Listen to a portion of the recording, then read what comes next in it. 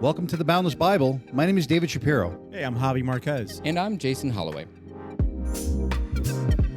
You guys might know his name as Peter or Simon Peter, but this is a man who showed faith from the time he first met Jesus while fishing, to a man who was called the Rock, to someone who stepped out of a boat and walked on water, to someone who then refused to know Jesus 3 different times. This is the story of Peter that you might have heard or might not have heard, but it is definitely a story of faith in Jesus in all different ways. So I'm excited to talk about Peter today. Amen. Yeah, look, Peter is one of the most interesting characters to me because he's probably the most relatable. We'll talk about his stories and what he's done, but he has his ups, he has his downs, he has his ups again, he has more downs.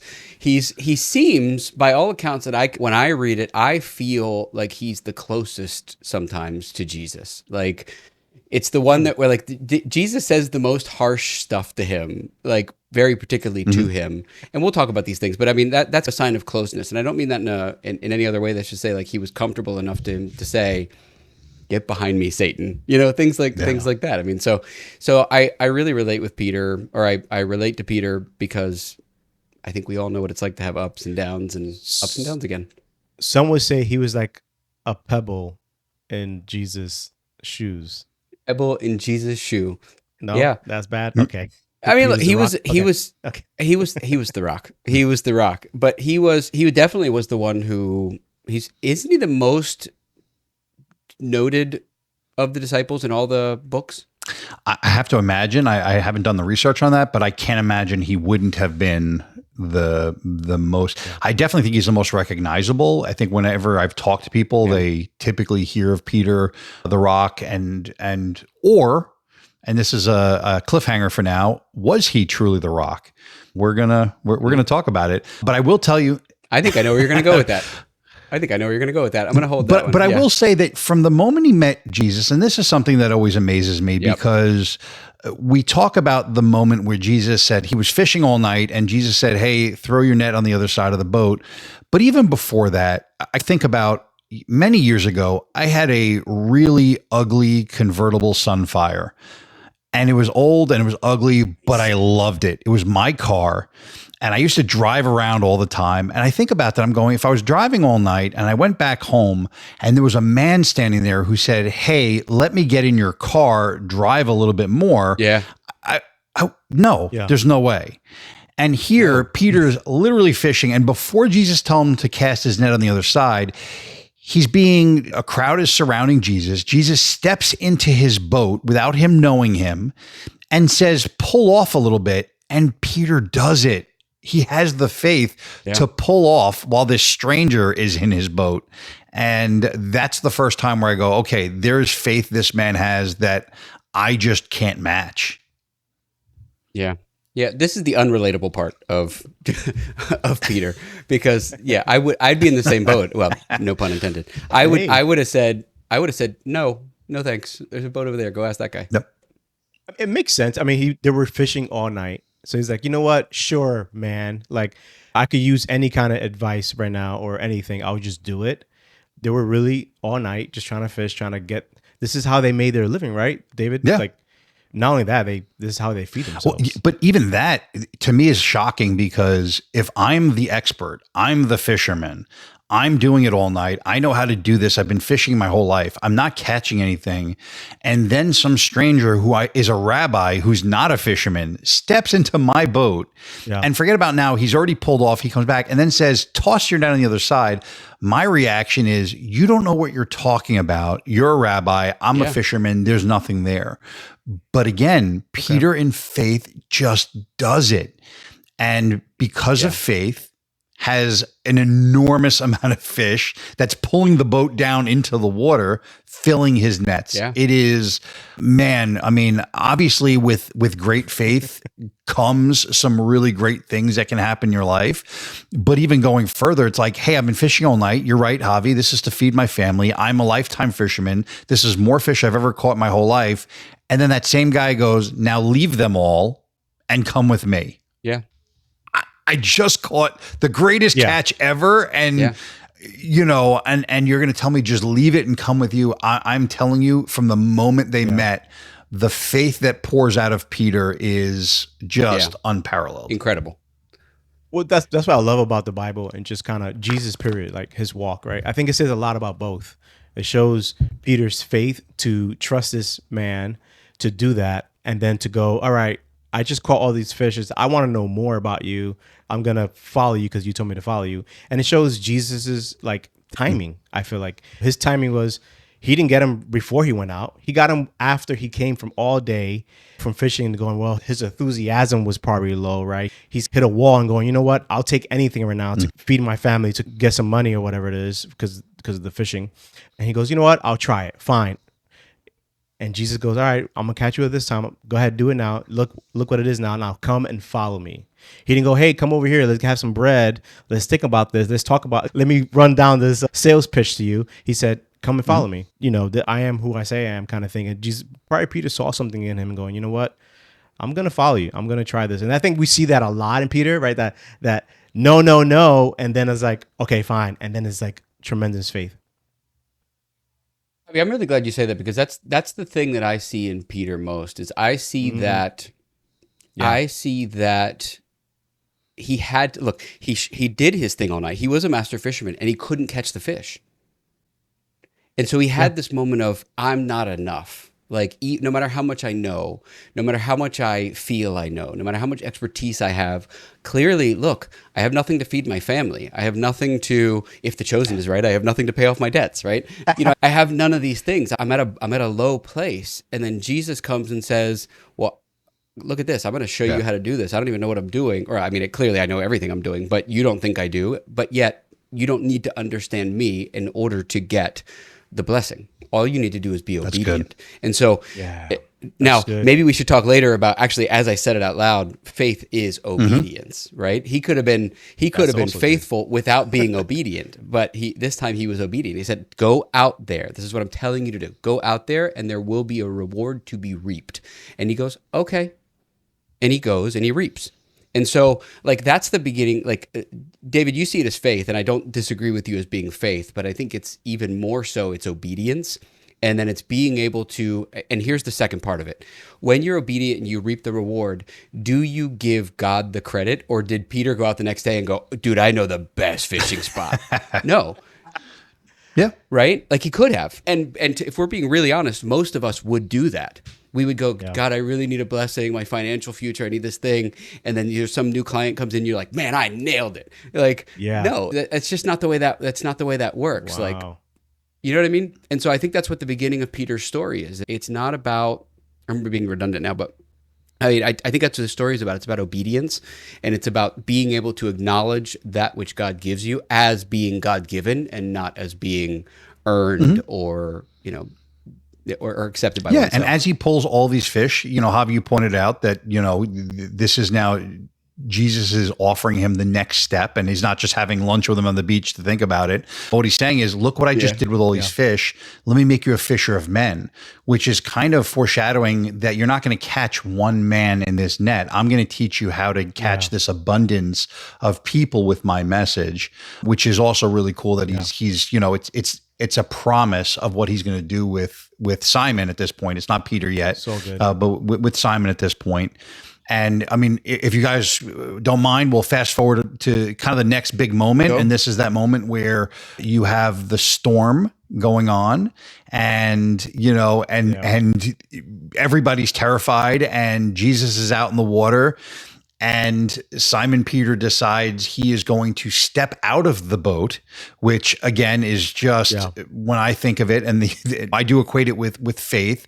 When I look at the amount of faith that he had to go, I'm going to step out into this water that is rocky and waves and all of that. And he was able to walk on water to Jesus. Wow. Just a show of faith to me. Again, interestingly enough, it's obedience, because Jesus tells him to. Jesus tells him to step out of the boat. And so I think I'm already learning in this episode. I mean, faith is obedience. Okay. That is exactly what faith is. Faith is obedience. And he asks him to step out of the boat, and he goes, that's insane. But then he does. and he's able to stand on the water. And again, I think it's just such a story for all of us. And it goes back and forth again with Peter, right? He steps out of the boat in faith, gets scared by the wind, loses faith. They say he was afraid, starts to sink, right? And then Jesus goes, "Hey, why did you doubt? Why you doubt me?" Right? Like, you lost faith in me. So he was obedient in that, right? He was still there, but he lost faith. And I think that's the funny thing about Peter, that it's like this back and forth battle. And I think the more we're talking about it, the more I see, Jason, how, yeah, maybe similarly is to us as human. Like, he's really, yeah, he's us, right? He's literally us. In so many ways. I mean, go ahead, David. No, I'm listening to you guys. You know, it's interesting because this is what we do. You have three different versions of the same story, all pointing to God. And, you know, while I'm hearing you guys talk about that it is us every day, or that this is obedience, which is intertwined with faith, and I'm seeing all of that, and you start to see these stories in a different way. And I'm going, man, where I was 100% convinced of his faithfulness, which I still am, but I'm seeing that it is his ability to be obedient, which is leading him into this faith and strengthening the faith. I think about that. I'm going, okay, I'm obedient to God. I'm going to step in the water. And then I'm walking on water. That moment he must have just felt of going, faith in Jesus is allowing me right now to walk on water. And then becoming like man, going, wait a minute, I'm walking on water. There's wind. I'm terrified. And all of a sudden you lose it. I'm like, man, both of you are kind of right. You want to talk about, you know, right on the mark. I agree. Yeah. I just think this is what the episode is shaping out to be. I think it's this. Peter is a good example of how we teeter-totter sometimes, right? How we are scared when we're faced with oppositions, we're faced with certain things, right? Our faith is tested in a way. And then through sheer obedience, we start to see us, you know, come out on the other side of preaching to thousands in the Pentecost, like Peter did, to just doing these amazing things that Peter did outside of maybe he was scared at first, right? I mean, he's, like you said before in the beginning, David, he denied Jesus after being with him for 3 years, and Jesus told him he was going to deny him, you know, because he was faced with opposition. He was scared to face those things. Let's tell that story. I mean, just for anybody who doesn't know, let's tell that story too. I mean, yeah. So I don't have a scripture in mind right now, but you know, Jesus was caught. He was obviously betrayed by Judas. He was caught. He was in prison, and I think Peter was one of the disciples that kind of went to, I don't want to say a court hearing, but he kind of went to where Jesus was at. Somebody saw Peter, and Peter denied knowing Jesus. Like, hey, don't you know that guy? Weren't you following him too? And he was like, no, I don't know this man. But before that, Jesus foreshadowed that, or pretty much told him, hey, in the Last Supper, and the, you know, before he got betrayed, he said, hey, Peter, I know you love me, but you're gonna betray me. Before the rooster crows 3 times, you're gonna betray me 3 times. And we see that, happening. And when Jesus was arrested, Peter not betrayed him, but just kind of denied knowing Jesus. But it's a beautiful thing, because he was redeemed after that. He was totally redeemed when Jesus Christ was crucified and resurrected and came back, letting him know 3 times, hey, do you love me, Peter, kind of after the fact. And Peter's like, yes, I do love you. Well, then feed my sheep. And that's what Peter did right after. He was totally obedient. Yeah, I mean, and that's why I wanted to bring that up now. It's the counterbalance to him. We've already seen 2 times when he did something and then he you know, fell apart in his own mind, as we all do sometimes. We saw when he trusted God and then didn't trust God, and now we have the final cherry on top, where he outwardly, explicitly denied even knowing him. Yeah, at his most needing hour. Right? Not that it would have changed anything, but he shouldn't have done it in that moment. And even still, he was able to be redeemed. And so that's what makes Peter so relatable. When he is obedient, he sees the reaping of the fruit, and he attributes it to God. But that doesn't mean that he attributes it there forever. And it doesn't mean he always is living in faith every second of his life. It doesn't mean he's being obedient every second of his life. In fact, he fails. He fails quite often. And when he fails, what does he do? And this is the important part. He returns in humility and he apologizes, or he, asks for forgiveness and then repents. Now, will he screw up again? Yes. But again, it wouldn't be a real story if the answer was he repented, the story's over. Yes. That wouldn't be a real Agreed. story. Yeah, it's very humanistic. They all lived happily ever after would not be the real story that anybody listening right now would believe, because all of us have had these, wonderful moments of like pure clarity of God, or pure clarity of our place in it. And then a day later, we're like, I don't need that so much. That's the beauty of the writings. They're so truthful. Yeah. They're so like these flaws that we see there in the apostles is like major. Like, why would somebody put that there if they're trying to like convert people? And it's just, no, these are human beings that really suffer. They just struggled with faith. They struggled with faith in Jesus. There's a lot of times that Peter did. I think I remember the whole "get behind me, Satan." He was thinking in his flesh, not seeking God's wisdom or what Jesus wanted to do. He was seeking his own wisdom. He goes, "Get behind me. You don't know what's to come." Like, you're thinking by yourself. You're thinking for your own self. We could see that a little bit when he teeter-totters. Now, Simon, just so we know, Simon is his original name. It means to hear or to listen. Yeah. And it gets changed to now Peter, which a lot of people, they go, is this guy's name Simon? Is it Peter? Is it Simon Peter? Just so we're also clear on that. His name was Simon, changed to Peter. You can look at it as symbolic. This is somebody who is hearing God. He was hearing God, so he was Simon. And then when he became the foundation for God's work, he became the rock. But just so everyone's clear, when we talk about Simon or Simon Peter or Peter, this is the same person. But let's just talk really quickly about that moment. Let's talk about that moment where he actually has his name changed, because I think it's really important. Yeah, let's do that. Oh, I agree. So I'm going to lay the only real historical part of this, which I love history, I love archaeology, so I'm just going to lay this down. Caesarea Philippi is where this conversation is happening in Matthew 16:13-18. This is where they're stationed right now, and this is a huge pagan area that they're at. So when they're having this conversation, they're in an area that they're not Jewish people. These are pagans who are worshiping multiple gods. They're actually staged right in front of a cave system, a mountain and cave system. And they believe that cave led to the gates of Hades. So this is where they're standing right now. And the only reason I bring this up is because when I said earlier, him being the rock, or is he, this is where I'm coming from, because there are three things that happen here that it could be. And it's chances are, and I already know Jason's probably going to say all three, but this is where Jesus is asking who he is. And Simon says, you are the Son of God. You're God in the flesh. This is who you are. Yeah. And then his name gets changed to the Rock. So is this that Peter will become the foundational leader, or the confession of who Christ is that the rock of the church? So the rock is the confessional that you are the Christ, or because the church, now I will build this church on this rock right in front of the landscape of the gates of hell, meaning that no matter what spiritual battle comes, the truth will remain, which is, this is the church, this is the rock. And that's the only reason why, yes, his name was changed to Rock. There's no doubt about it. But there are three very specific reasons why Jesus could have said, I'm going to build upon this right here, the rock. Is it the rock of truth, the rock of the church, or the rock being Peter?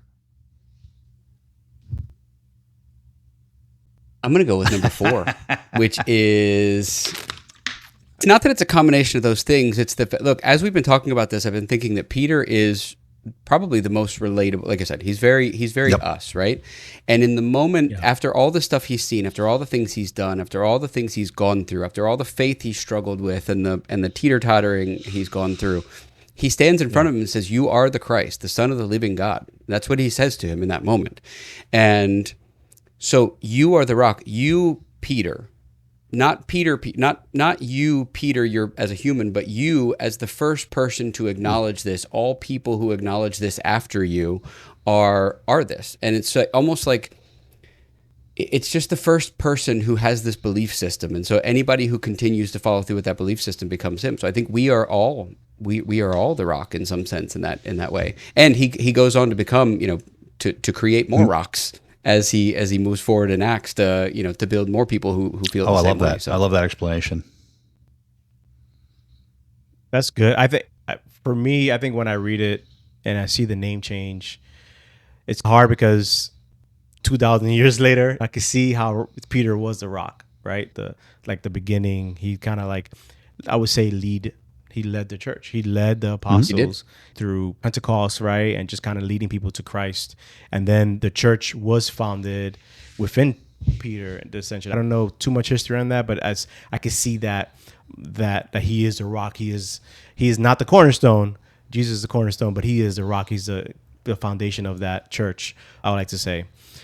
So yeah, and I see that. I think sometimes he's the rock because he could be stubborn. He could be hard-headed. I think so. There's a lot of significance there. I don't know too much as far as what was happening there with the gates to Hades and stuff, but yeah, I believe that. I think he is the rock because of how he lived his life after Christ being the rock for the church.